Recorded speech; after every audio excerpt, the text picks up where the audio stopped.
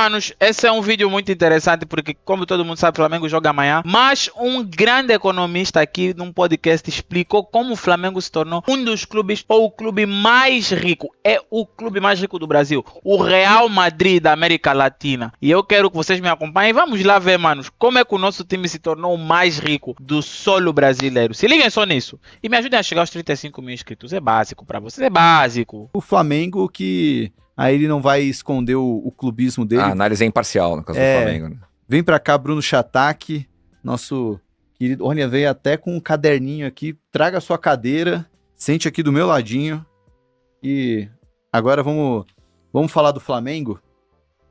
Flamengo que teve aqui no nosso levantamento a maior receita, né? 1 bilhão e 300 milhões de reais. E o maior déficit também, né? 734... Ah, não. Esse é o 734 muito dinheiro, pessoal. mil. Muito Não. Então dinheiro. É um milhãozinho. É 1 milhãozinho, né? Porque ficou Exato. 734 Muito mil. dinheiro. Não, é 1.000. Mas teve um aumento relevante de endividamento, né? Do endividamento, acho que é o exatamente. ponto principal que o Exato. nosso querido VAR vai avaliar. Hein? Bom, Bruno Chataque, bem-vindo. Opa. Gosto de você aqui. Já Grande prazer. obrigado por ter participado do episódio com o Arnaldo César. Foi um prazer. E Aprendi agora- um pouco de mercado financeiro também, né? Entrei para o bastante. esporte e saí no market maker. Então, não, mas aqui a conexão é para ser sinérgico mesmo. Vamos lá falar de Flamengo? Vamos lá. Assim, pessoal, basicamente, quando eu penso em Flamengo, a primeira coisa que a gente vê é um clube que teve um resultado, a gente brinca aqui, flat, né? 24, 23, 25 provavelmente.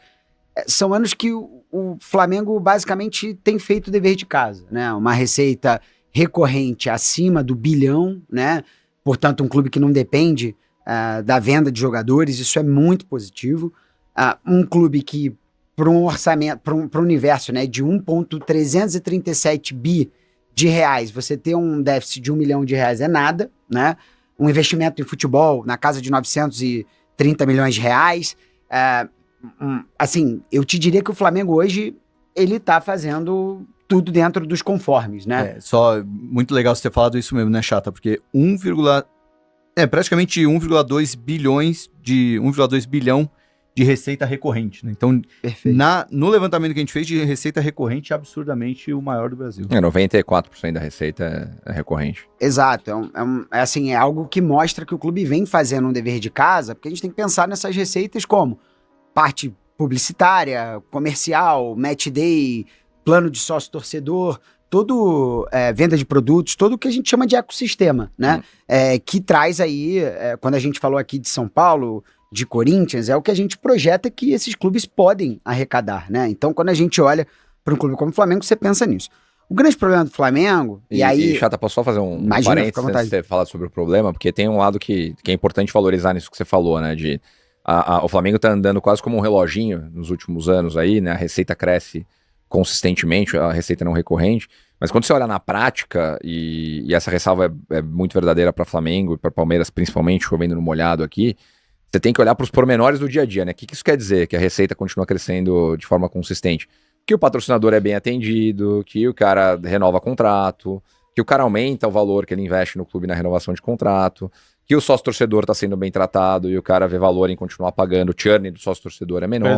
Verdade. E a venda de camisa também aumenta, que seja um sortimento maior de produto. Então todo o trabalho de formiguinha que é feito no dia a dia se traduz nos grandes números, né? No fim, isso tem que ser valorizado também. Perfeito, é o que a gente chama até de mercado de expectativa, né? Hoje uma camisa do Flamengo, eles fazem lá comemoração do Mundial de 81, em 2 semanas esgotaram todos os produtos, você não consegue mais comprar, então você vai aumentando, o valor dos produtos vem encarecido e tudo mais, mas enfim, qual que é talvez o grande X da questão? O que aconteceu em termos não financeiros no Flamengo em 2024? Deixando um pouquinho essa parte eleitoral de lado, mas você teve um fato muito relevante no Flamengo, eu diria 2, na verdade, que foi a compra do terreno, do gasômetro, né? Então, aqui, deixando em termos claros, né? É uma compra que ela tira o fluxo de caixa do clube, então vamos imaginar que o Flamengo tinha mais ou menos 200 milhões de reais de caixa, e o Flamengo gasta lá 180 milhões na compra de um terreno. Fazendo paralelo, é quase que, né, nós, pessoas físicas aqui, você tem um dinheiro no banco, vou comprar um apartamento novo, né, comprar uma casa nova. Eu tenho que usar metade do que eu tenho no banco para dar entrada no apartamento. Exato. E aí depois eu vou ter que ver o que eu vou fazer com o apartamento, né? Se eu vou reformar, se eu vou usar como ele tá. Perfeito. Acho que até no seu exemplo, um passo anterior. Você comprou um terreno na beira da praia que você sabe que você pode fazer uma casa maravilhosa. Você gastou praticamente tudo que você tinha ali no banco disponível, né? Sem financiar. Mas você sabe que você vai ter que construir a casa e que isso vai demandar muito investimento. Então, esse é o grande problema. Por quê? Tudo bem, contabilmente, a compra de um terreno, você não está, na verdade, gastando dinheiro. Você está transferindo para o que a gente chama de imobilizado. Então, tudo bem, ó, eu vou tirar... Saiu do caixa, foi para imobilizado. São gênios, né? Perfeito. Só que eu tenho um edital para a compra desse terreno que me obriga a fazer um estádio.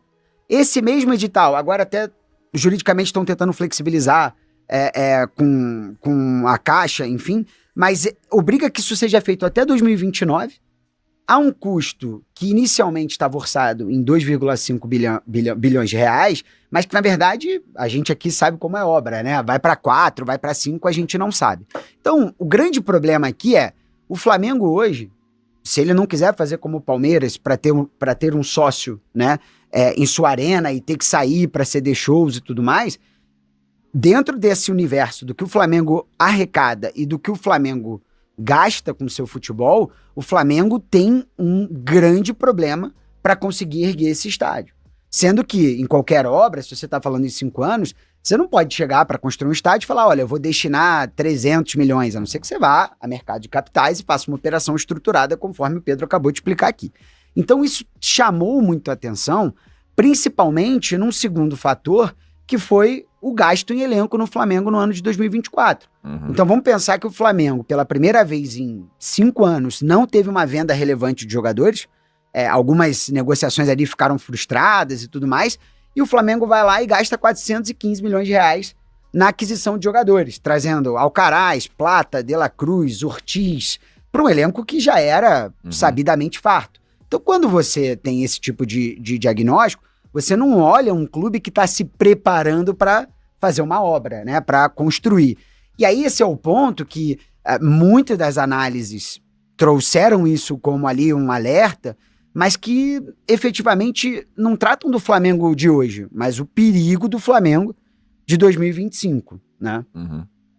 Não, e um ponto importante nisso tudo, né? E por hipótese, né? O Grafietti usou essa expressão aqui na primeira vez que ele veio, no nosso episódio número 2.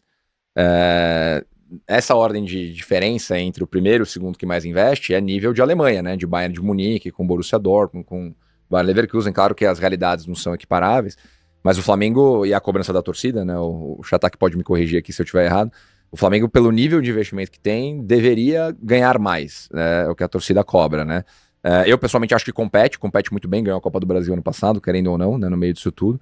Mas quando você faz um investimento de 400 milhões, tem uma despesa com futebol de quase 1 bilhão, e a expectativa é que você sempre ganhe, você se coloca numa situação mais complexa, né? Ao invés de ter uma despesa um pouco mais controlada, né? Usando o exemplo nosso aqui como PFs novamente, né? Se eu comprei o terreno e vou ter que construir a casa, cara, talvez eu não tire férias por 3 anos. Talvez eu pare de sair pra jantar, talvez mas eu comece a vender umas coisas que eu tenho que eu não preciso mais usar. Né? É o caminho inverso que eu tomo, né? Não o caminho de gastar mais pra tentar ganhar e não conseguir, aí com certeza entra o elemento político de um ano eleitoral, né? Perfeito. E isso também mostra que talvez você tenha, assim, um gasto excessivo por uma situação eleitoral, mas que dentro de um espectro geral do clube, né, e eu falo isso até olhando para o Palmeiras hoje, né, o palmeirense e o flamenguista, eles vão rezar lá de noite e eles prometem que eles não vão viver aquilo novamente. Então, quando você olha para a janela do Flamengo em janeiro, você já viu uma janela praticamente nula, né, o Flamengo faz uma contratação a título oneroso, que é o do Juninho, né, por 5 milhões de euros, que dentro desse universo de arrecadação é super factível, mas ao mesmo tempo, essa mesma gestão ela vai ter que entender dos desafios daqui para frente.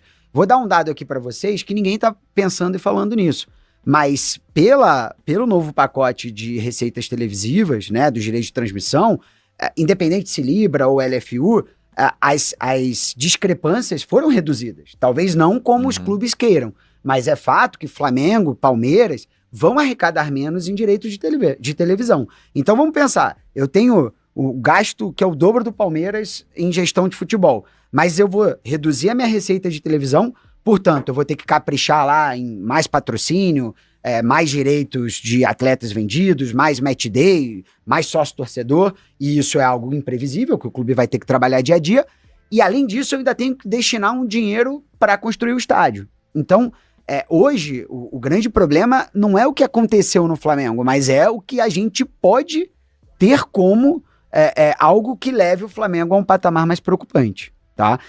E um pequeno detalhe aqui, que eu acho que é importante só a gente frisar, é que o Flamengo, e aí eu acho que tem que haver essa competição natural, né, entre os principais players do futebol brasileiro. Cara, o Flamengo tem um tempo que não vende um jogador relevante de base, né? E o Palmeiras ali, né? Olha, eu tenho uma receita de 800, né? Arredondando, e tô ganhando 1.200 todo ano. E você não tá vendendo tanto quanto gostaria, quanto poderia, para se distanciar um pouco mais. Então, quando o Pedro fala assim, o que o Flamengo arrecada, ele tinha que ali em campo tá produzindo, hoje, se você for olhar em números grandes, Flamengo e Palmeiras arrecadam a mesma coisa. Então, aí você tem ainda mais um hiato em gestão esportiva, né?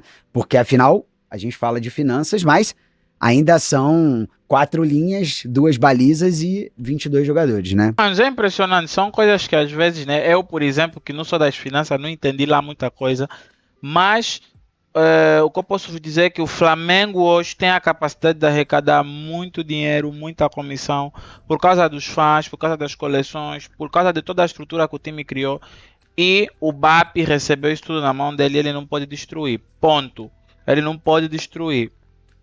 Então, é uma questão dele organizar o time, organizar as comissões para que tudo isso continue da maneira como está. Um vídeo muito diferente, porque a Mata tem Flamengo e Central Córdoba, então não tem vídeo. Então só tem vídeo depois da partida. Espero que vocês tenham gostado do vídeo. Se inscreve no canal para mais. Valeu. Até o próximo vídeo. Fui.